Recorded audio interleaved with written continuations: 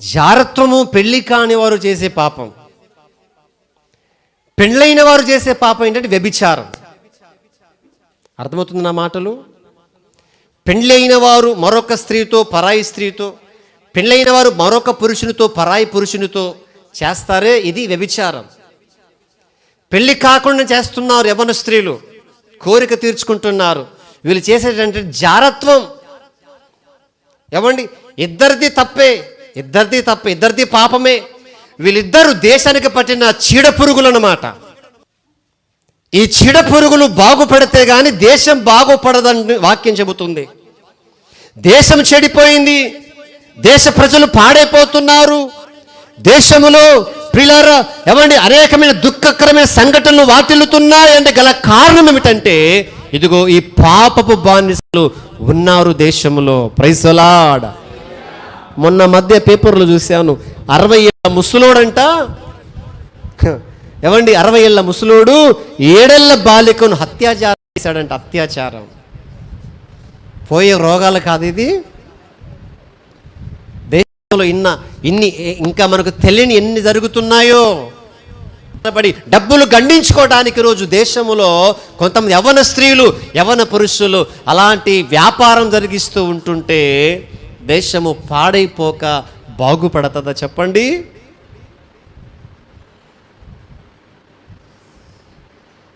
ఇలాంటి స్వతంత్ర భారతావనిలో ఈ పాపపు బానిసలు ఇలాంటి మనుషులు బ్రతికినంత కాలం దేశము దుఃఖపాలు అవుతూనే ఉంటుంది. దేవునికి స్తోత్రం కలుగునుగాక.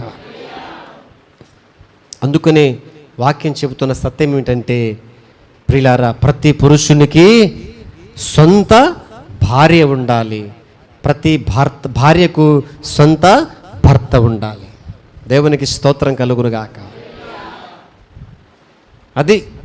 అది ధర్మం. ఈ ధర్మాన్ని కాలదనుతున్నారు ప్రజలు. ఎక్కువగా నేను ఎక్స్ప్లెయిన్ చేయలేకపోతున్నాను. ముందుకు వెళ్దాం. రెండవ తలంపు చూద్దాం. స్వతంత్ర భారతావనిలో ఏమండి, స్వతంత్ర భారతావనిలో పాపపు బానిసల్లో మొదటి గుంపు ఎవరు చెప్పండి? వ్యభిచారులు, జారత్వము జరిగించేవారు. రెండవ గుంపు చూద్దాం. రెండవ గుంపు స్వతంత్ర భారతావనిలో పాపపు బానిసలు ఎవరంటే వీరు ఏమండి త్రాగుబోతులు. ఎవరని చెప్పండి? త్రాగుబోతులు. త్రాగుడు, మద్యం. ఇది కూడా మన దేశ పురోగతికి అడ్డుకుంటుంది. త్రాగుడు. ఏమండి బైబిల్ ఏం చెప్తుందో మంచి మాట చూద్దాం. సామెతల గ్రంథం 20వ అధ్యాయం మొదటి వచనాన్ని నేను చదివి మీకు నేను తెలియపరుస్తాను. చూడండి ప్రియులారా, 20వ అధ్యాయం మొదటి వచనం ఏమంటుందో చూడండి. సొలొమోను భక్తుడు ఈ మాటను సెలవిస్తున్నాడు. ద్రాక్ష రసము వెక్కిరింతల పాలు చేయును, మద్యము అల్లరి పుట్టించును, దాని వశమైన వారందరూ జ్ఞానము లేనివారు. Praise the lord. ద్రాక్షారసం, మద్యం, త్రాగుడు, బ్రాందీ, విస్కీ, అత్యాది పేర్లు ఉంటాయి కదా, ఇవన్నీ కూడా దానికి సంబంధించినవి. రమ్ము అంట, రొమ్ము కాదు, ఏంటది? రమ్ము. రమ్ము అంటే మీరు ఇట్లా రమ్మని చెప్తున్నాను అనుకోండి, అదొకటి త్రాగేది, అదొక మందంటది. దేవునికి స్తోత్రం కలుగును గాక. వినండి ప్రియులారా, దేవుని వాక్యం ఏమని చెబుతుందంటే ద్రాక్షారసము వెక్కిరింతల పాలు చేస్తుంది. అది ఇంకేం చేస్తుందంటే అది జ్ఞానము లేకుండా చేస్తుంది. అది వెక్కిరింతల పాలు చేస్తుంది. లోగడ మీకు చెప్పాను, జ్ఞాపకం చేశాను. మద్యం మత్తు చేస్తుంది చిత్తు. ఏం చేస్తుంది? చిత్తు. మద్యపు మత్తుల్లో ఉండి బ్రతుకుతున్న ప్రతి వ్యక్తి కూడా చిత్తైపోతాడు. మద్యానికి బానిసైన వాడు, త్రాగుడికి బానిసైన వాడు చివరికి చిత్తు కాగితాల్లాగా మిగిలిపోతాడు. అక్కడక్కడ మనం చూస్తూ ఉంటాం రోడ్ల మీద పడిపోయిన వాళ్ళను. చూసారా మీరు? నేనైతే చాలా చూస్తూ ఉంటాను అలాంటి వ్యక్తులను. రోడ్ల మీద దొర్లుతూ ఉంటారు, పాట పాడుతూ ఉంటారు, డ్యాన్స్ వేస్తూ ఉంటారు, ఏమండి కూని రాగాలు తీస్తూ ఉంటారు. వాడి భాష ఎవడికి అర్థం కాదు, వాడికి తప్ప. ఎవరు వీళ్ళు? వెక్కిరింతల పాలు రోడ్ల మీద. ఏమండి తాగిన మైకంలో వాడెక్కడ ఉన్నాడో, వాడెక్కడ పడుకున్నాడో, ఏమండి పంది తినే పొట్టు కూడా తింటూ ఉంటాడు. ఒక్కొక్కసారి కుక్క దగ్గరికి వెళ్ళి కుక్క మూతి నాకుతూ ఉంటుంటే కూడా పట్టించుకోడు. కనబడలే మీకు? ఎవరు కనిపించలేదమ్మా? రోడ్ల మీద ఏమండి దొర్లుతూ ఉంటారు, బాగా ఎక్కువైపోయి, ఏమండి బాగా నిశ ఎక్కేసి మత్తుకు బానిస అయిపోయి వెక్కిరింతల పాలు చేస్తూ ఉంటుంటే ఒకవైపు నుంచి వాంతులు అవుతూ ఉంటాయి. ఆ షర్ట్ అంతా పాడైపోతుంది, ఆ జుట్టంతా చింపిరి జుట్టు, ఏమండి ముఖమంతా పేడ దుబ్బలాగా ఉబ్బిపోయి, ఏమండి కళ్ళేమో ఆరిపోయి కాంతి లేకుండా, ముఖమేమో గబ్బు వాసన వస్తూ, ఎవడు దగ్గరికి రాకుండా అలాంటి బాధలు అనుభవిస్తుంటే మద్యపు మత్తులు, త్రాగుబోతులు దేశంలో చాలామంది ఉన్నారు. ప్రైజ్ ది లార్డ్, హల్లెలూయా. మద్యపాన నిషేధం అనే చట్టం తీసుకొచ్చింది మన దేశంలో. ఉందా? అమలవుతుంది అది మద్యపాన నిషేధ చట్టం. పాపం ఆ మధ్యకాలంలో స్త్రీలందరూ కూడా కంకణం కట్టుకొని ప్రభుత్వాల మీద దాడి చేశారు. మద్యాన్ని ఆపు చేయండి. కానీ ప్రభుత్వానికి ఆదాయం వచ్చేది ఏది ఉందంటే దానివల్లనే ఆదాయం వస్తుంది. ఏమండి ప్రభుత్వానికి ఆదాయం వచ్చేది దానివల్లనే. కాబట్టి ప్రాణాలు పోయినా పర్వాలేదు, చెడిపోయినా పర్వాలేదు, ఏమండి మేము మాత్రం దాన్నే తాగుతాం అన్నట్టుగా తాగి తందనాలాడుతూ, ఏమండి వీళ్ళు పాడైపోతూ, కుటుంబాలు పాడు చేసుకుంటూ, ఏమండి దేశము పాడైపోవడానికి కారకులుగా నిలుస్తున్నారు ఈ త్రాగుబోతులు, మద్యపాన ఆసక్తులు. దేవునికి స్తోత్రం కలుగునుగాక. మద్యపు మత్తులో సొంత చెల్లినే చెరబడుతున్నారు, సొంత తల్లినే చెరబడుతున్నారు. తాగిన మైకంలో భార్య ఎక్కడుందో, చెల్లి ఎక్కడుందో తెలియకుండానే, ఏమండి అందుకనే దాని వశమైన వారికి ఏం పని చేయదంట? జ్ఞానము పనిచేయదు. అక్కడక్కడ తాగిన మైకంలో భార్య ఎక్కడుంటే చెల్లో లేకపోతే తల్లు అక్కడ ఉంటుంది. ఏవే పా ఇంటికి, ఎవరంటాడు? భార్య అక్కడ ఉంటుంది, తను వదిలేస్తాడు, తన వరసైనటువంటి చెల్లినో అక్కనో పట్టుకొని పా అంటాడు. అరే నేను అక్కండ్రా, తచ్చినవాడా, తాగిపోతువాడా, నీకేం అర్థం కావట్లే, కన్ను మిన్ను కానట్లే నీకు అని తిడుతూ ఉంటారు. ఎంతమంది అబలలు, ఎంతమంది స్త్రీలు, ఏమండి ఈ త్రాగుడు వలన ఇన్ని కుటుంబాలు దిగజారిపోవట్లేదు చెప్పండి. ఎంతమంది స్త్రీల మెడలోని తాలిబొట్లు తెగిపోవటం లేదు, ఎంతమంది స్త్రీలు కోర్టుమేటు ఎక్కట్లేదు ఈ త్రాగుడు వలన.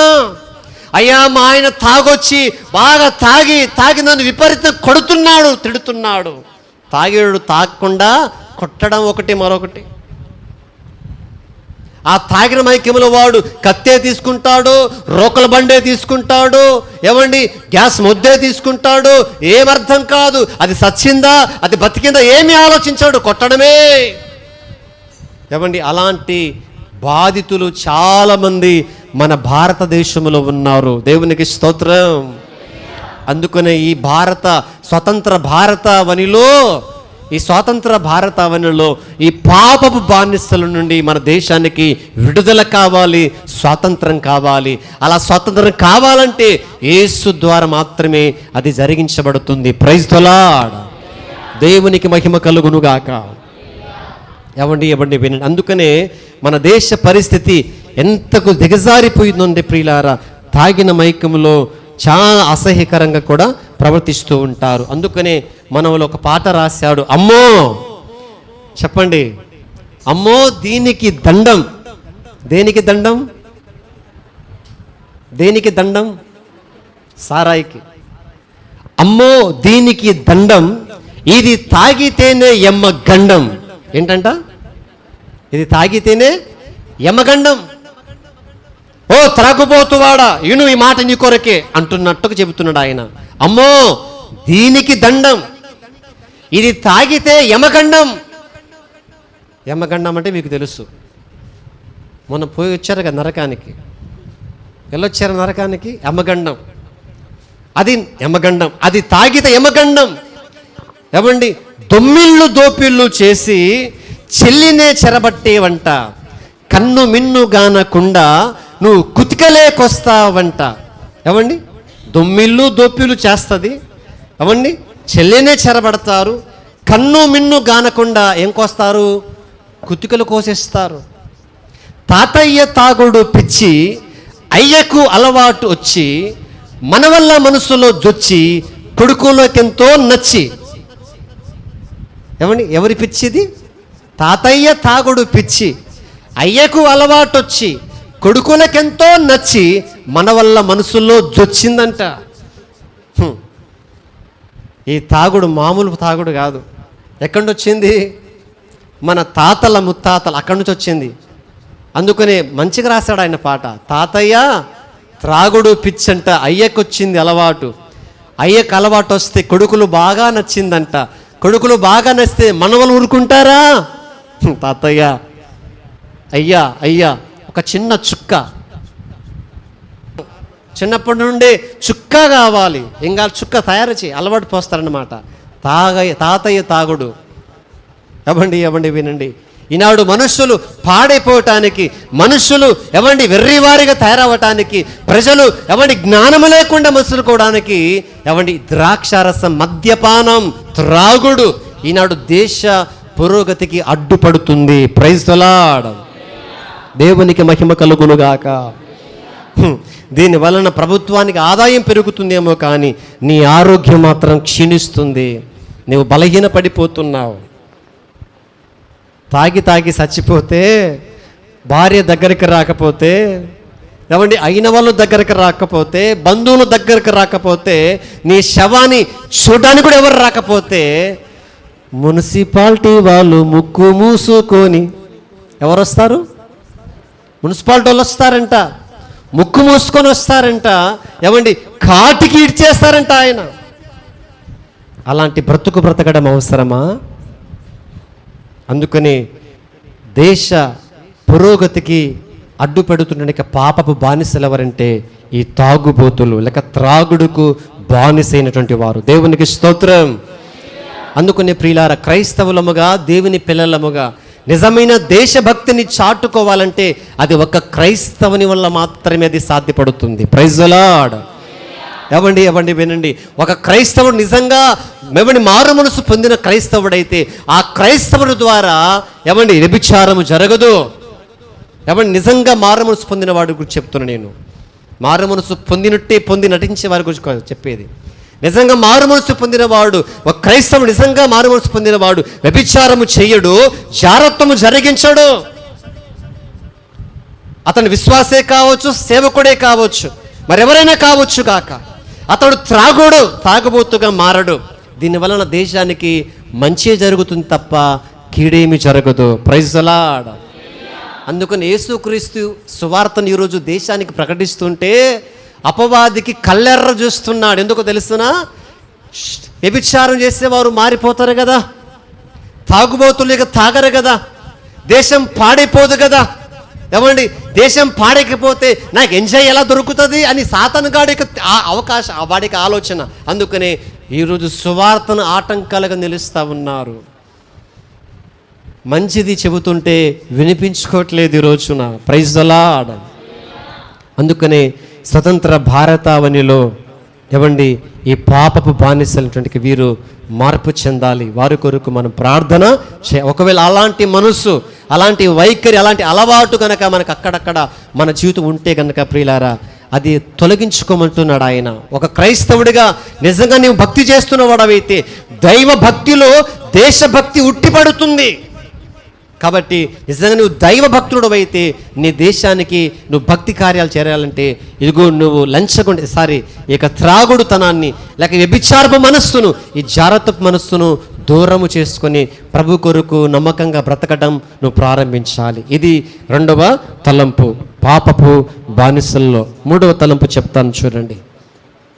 స్వతంత్ర భారతావనిలో పాపపు బానిసల్లో మొదటి తలంపు ఎవరు చెప్పండి? వ్యభిచారులు, జారత్వం చేసేవారైతే. రెండో వారు ఎవరు చెప్పండి? తాగుబోతులు, సారాయి తాగేవారు. మూడో గుంపు ఎవరంటే లంచగొండితనం లేక అవినీతి పరులు. మొదటి కొరింథీ పత్రిక, కొరింథీయులకు రాసిన మొదటి పత్రిక 15వ అధ్యాయం 34వ వచనాన్ని మనం చదువుకుందాం. ఈ మాట చాలా జాగ్రత్తగా విందాం. 34వ వచనాన్ని. నీతి ప్రవర్తన గలవారై మేల్కొని పాపము చేయకుడి, దేవుని గూర్చిన జ్ఞానము కొందరికి లేదు. మీకు చెప్పండి, గట్టిగా చెప్పండి అమ్మా, చదవండి మీరు కూడా గట్టిగా. మీకు వినపడట్లే, కొంచెం గట్టిగా. సిగ్గు కలుగుటకై. ఏంటి రమేష్, అర్థమవుతుందా? ఏం కలుగుటకై? మీకు సిగ్గు కలుగుటకై ఇట్లు చెప్పుచున్నాను అంటున్నాడు. దేవునికి స్తోత్రం కలుగును గాక. ఏం కలగాలి? సిగ్గుంటే ఏం చేస్తాం? ఏమండి, సిగ్గుందంటారా మీకు? అడుగుతున్నాను, సిగ్గుందంటారా?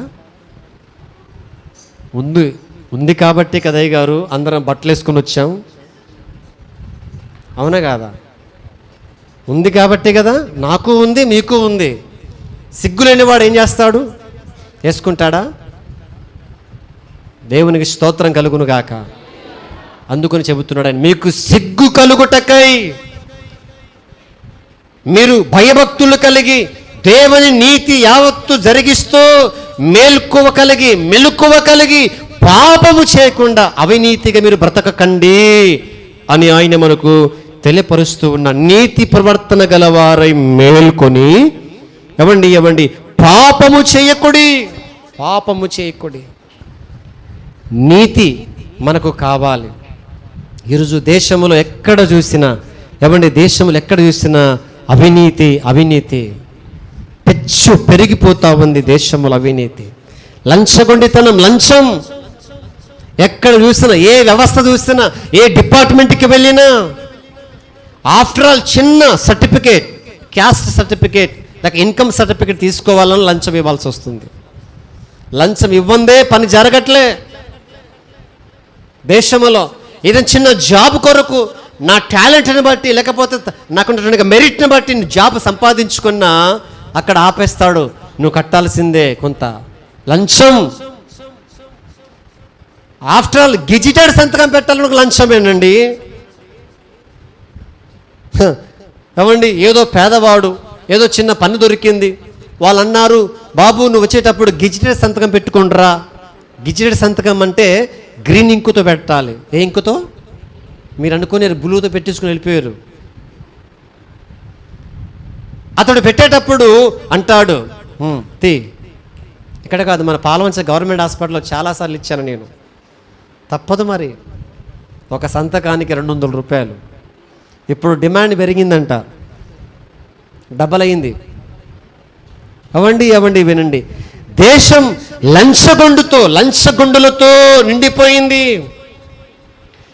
దేశంలో అవినీతి, దేశంలో అన్యాయం, దేశంలో అక్రమం, ఇవన్నీ కూడా చోటు చేసుకుంటా ఉన్నాయి.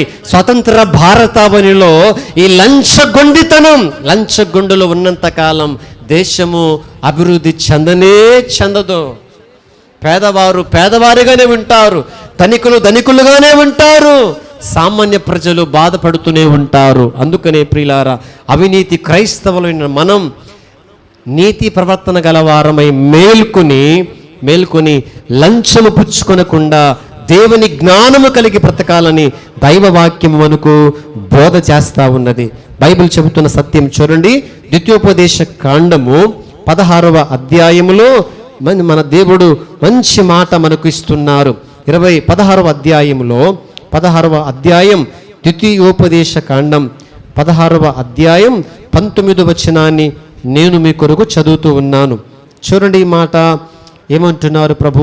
నీవు న్యాయము తప్పి తీర్పు తీర్చకూడదు, పక్షపాతము చేయకూడదు. గట్టిగా చెప్పండి ఈ మాట. లంచము పుచ్చుకొనకూడదు. ఏం పుచ్చుకూడదు? లంచము పుచ్చుకొనకూడదు. ఈరోజు అన్యాయం వలన జనులు బుద్ధిని కోల్పోతున్నారు. లంచం పుచ్చుకొనుట చేత మనస్సు చెడిపోతుంది, మనస్సు పాడైపోతుంది, జ్ఞానం పాడైపోతుంది. ఏమంటే పాపపు కోరికలు పెరిగిపోతున్నాయి, డబ్బు సంపాదించుకుంటున్నారు. దేశంలో ఉన్న ప్రజలు నాశనం గుండా వెళ్ళిపోతున్నారు. గల కారణం ఏమిటంటే దేశంలో ఈ పాపపు బానిసలు పెరిగిపోతున్నారు. ఏవండి ఏది చిన్న పని చేసినా లంచం లంచం లంచం లంచం తీసుకొని కంచం నింపుకుంటున్నారు, లంచం తీసుకొని బిల్డింగులు కట్టుకుంటున్నారు, లంచం తీసుకొని అపార్ట్మెంట్ కట్టేస్తున్నారు, లంచం తీసుకొని ఆస్తులు సంపాదించుకుంటున్నారు. ప్రియులారా, దేవుడు చెబుతున్నాడు, వెర్రివాడా వెర్రివాడా ఏం చేస్తావురా? 1 రూపాయి తీసుకొస్తావా వచ్చేటప్పుడు? అంతా సంపాదించుకున్న తర్వాత అంటాడంట, ఓ నా ప్రాణమా, తిను, త్రాగు, సుఖపడు. అనేక సంవత్సరాలకు సరిపోయే ఆస్తి నేను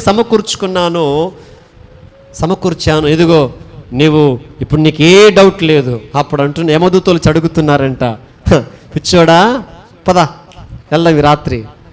ఎక్కడికి? యమలోకానికి. ఎక్కడికి?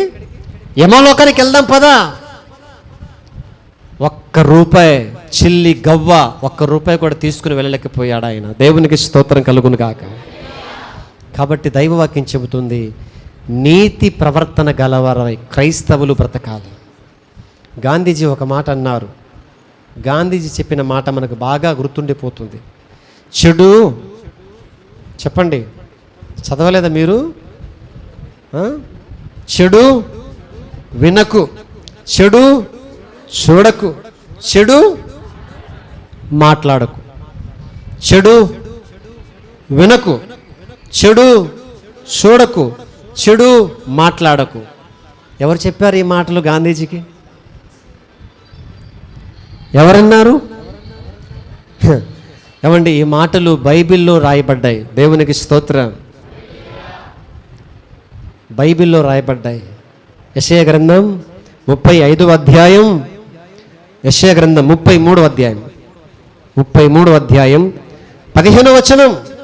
33:15 చూడండి ఒకసారి. 33వ అధ్యాయంలో 15వ వచనంలో ఈ మాటలు చదివాడు గాంధీజీ. అంటే దీన్ని బట్టి మనకేమర్థమవుతుందంటే గాంధీజీ బైబిల్ చదివాడు. ఏం చదివాడు చెప్పండి? బైబిల్ ద్వారానే మనకు స్వాతంత్రం వచ్చింది. తెలుసా మీకు? ఒక చెంప మీద కొడితే మరొక చెంప చూపమన్నాడు. ఎవరు?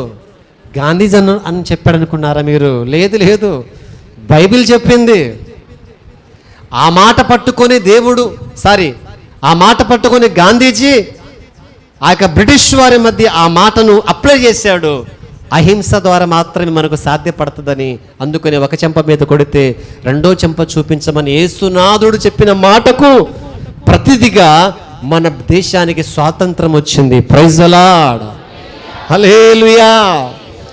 క్రైస్తవుడు సగౌరవంగా మన ప్రభుని మనం ఆరాధించవచ్చు, ప్రభుని ఘనపరచవచ్చు.